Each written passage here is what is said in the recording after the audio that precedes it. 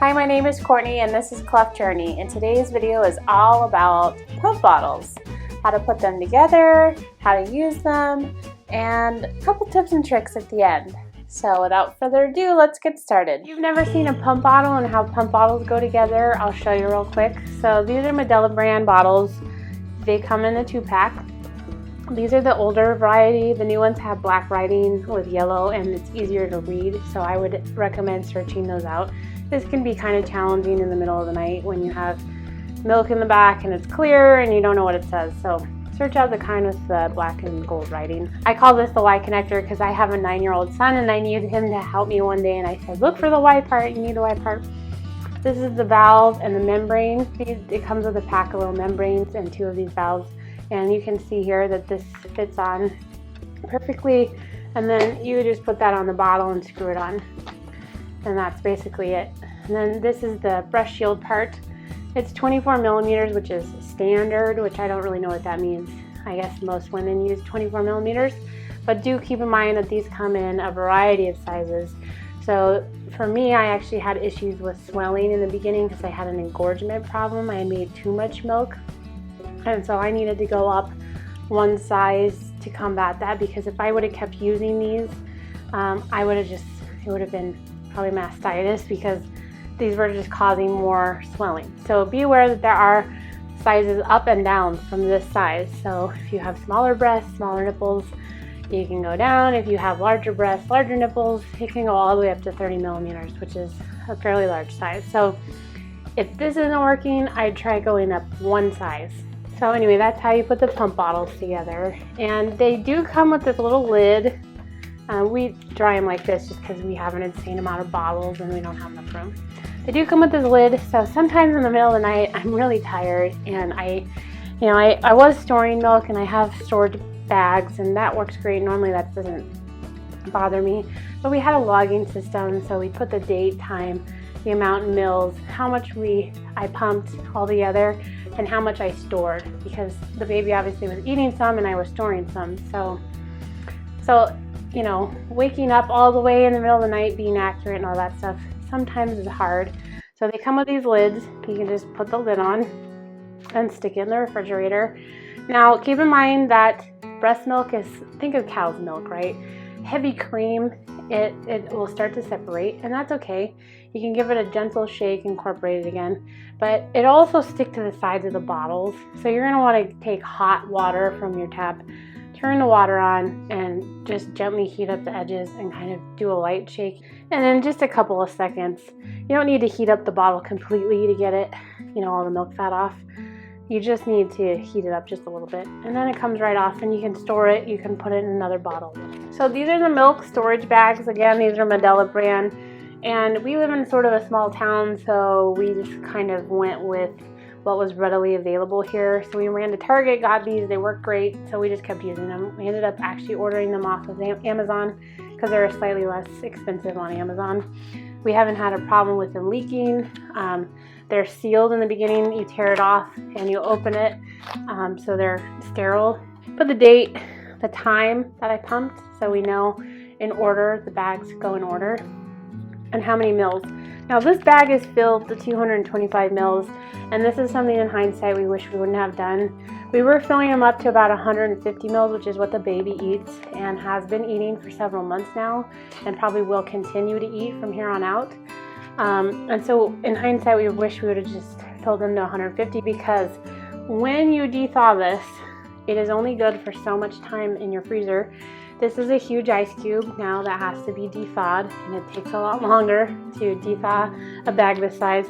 And it says here, I think you're not supposed to fill it more than 180, but we're kind of rule breakers, and so we were going through a heck of a lot of bags. I have a 14 cubic foot freezer full of milk, so we've bought I don't know how many hundreds of bags. So it's kind of like, okay, we're going to start filling them up more, but in hindsight, we really wish we wouldn't have done that. The other part is too how to de-thaw these. I think best practice is to put them in your fridge about a day before.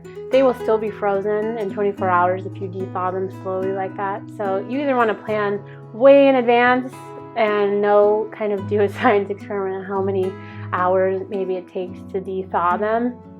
from start to finish, or you want to get a nice big bowl of hot water and stick it in the bowl of hot water and just bring it up to room temperature. You don't want to make them hot.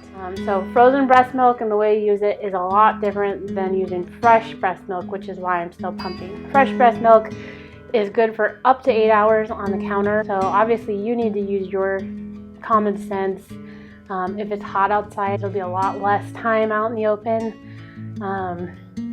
There's a lot of different factors about how long, why things stay good a certain amount of time. So you need to research that on your own, but it's a lot easier to use fresh breast milk or breast milk I pumped that day from the fridge and use it that day than to do this.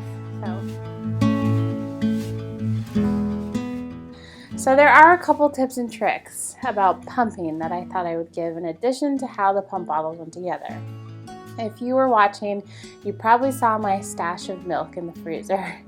So the first thing I want to say is that your milk production is probably somewhat hereditary. So, you know, the cookies and abstaining from caffeine and all the things, you just might not have a big milk supply. So keep that in mind when you hear the next tips. Make sure you're in a space where you can get comfortable, take your time, that you're not like if you're having to pump in like a public bathroom or something and you can't relax, that's not going to be good for your milk supply when you're trying to get established, especially. So my advice would be find a nice, comfy spot, turn on a show, consider your pumping time a break. The most important thing that I noticed in my milk production was the more stressed out I got, the least amount of milk that came out. So, in the very beginning, pumping to me was incredibly stressful. I did not like it. I especially didn't like doing both sides at one time. So in the very, very beginning, while I was getting started, I started on one side, and then I worked my way up to feeling comfortable doing that, and then doing both sides. And really, I ended up, it's just second nature now. So I don't have to worry too much about it, but in the beginning, I really hated it. And it was really hard for me to relax. And I have a crazy milk supply. It's hereditary. My mom had one too, but I was hardly getting any milk to come out in the very beginning. So keep this in mind. Being stressed out is a big hindrance to your milk supply. Another thing I would say is caffeine is, you know, they say you can have a cup of coffee. I noticed it impact my milk in a big way. I noticed when I would have a cup of coffee or something, because some days I was just exhausted. I know the feeling. I would have that cup of coffee and then my milk supply would go way down. And we're talking like 50 to 100 mils or a couple ounces. So keep that in mind the next time you want to grab for a cup of coffee. And the final thing I'll say is I think drinking liquids is a big deal. Even now, I'm still pumping. I'm only pumping like 3 or 4 times a day because I'm actively trying to stop pumping because I have all the milk I need. I noticed though when I didn't drink enough water or have enough liquids, that definitely impacts your milk supply. So that doesn't mean that you should go drink 2 gallons of water every day. You need to get your recommended daily allowance of water, which is not a lot, but it can feel like you're a camel when you have to drink, you know. Just again, sort of like if you can find like a low sugar drink so you don't have to feel bad about drinking it. If water's hard for you to consume, find something as an alternative. Just consider drinking something else, watered down juice or infused water or anything else to help you get your liquids in. It is very important. So with that, I think that about covers it for pumping and pump bottles. If you have any more questions about pumping or you'd like to see a bigger video, let me know in the comments below. I've linked all the pump bottles and parts and things in the description, and I will see you in the next video.